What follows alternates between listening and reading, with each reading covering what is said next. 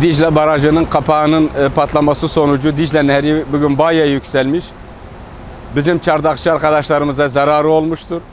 Bunun sebebinin de bu tabii köprünün burada bize göre eğimli olmuş olması, suyun önüne geçiyor resmen. Tabii Dicle Nehri son yılların en hırçın günlerinden birini yaşıyor. Daha önce barajlardan dolayı su çok az geliyordu ama bu yıl yağmurların, karların doğuda çok yağması bizim barajların doldurması Dicle Nehri'nin yükselmesine neden oldu. Tabii bu baraj kapağının patlaması da ayrıyeten büyük bir felakete yol açmadan inşallah sonucuna varırız. Suyun seviyesi bayağı yükseldi. Yani son yılların en gördüğümüz yüksek mertebelerinden bir tanesi. Daha bu barajlardan dolayı bu kadar yükselmiyordu ama bu yıl şu anda bayağı yükseliyor. Hala da yükseliyor. Çardakçılarımız büyük bir zarar görüyor. Çevre zarar köyler taşınıyor. Özellikle Elusu'da birkaç köyün taşındığını yukarıya doğru. Tabii bizim de çardakçılarımız işte gördüğünüz gibi her şey sular altında. İnsanların iş yeri gitti. Günahtırlar bunlar. Daha keşke böyle bir olay yaşanmasın ama doğa olayıdır. Bunun önüne geçilmez. Bu arkadaşlarımızın haklarının bir şekilde verilmesi gerektiğine inanıyorum. Bu Ulusu'da birkaç mahalleyi boşalttıklarını, köylerin mahallelerini boşalttık, bir tane kaldığını. Tabii şu anda orada da suyun daha çok Yüksügar, Zambotan ve Dicle'nin birleştiği yerdir orası. Orada sular daha çoktur. Şu anda yani o tüneller de dolacağına inanıyorum.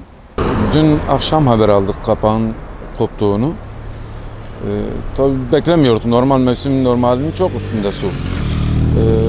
Normal Dicle Nehri 3,5 metre yükselmiş bildiğimiz kadarıyla. Göründüğü kadarıyla 3,5 metre yükselmiş. Tabii çardaklara, nehir yatağında bulunan yapılara zarar veriyor. Temennimiz daha fazla yükselmemesi tabii. Gördüğümüz kısımda 20 yıllık ağaçları devirdi, birkaç tane ağacı devirdi. Zemini bozdu.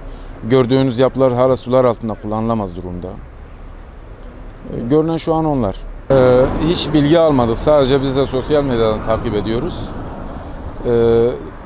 Önlem açısından hiçbir haber almadık açıkçası.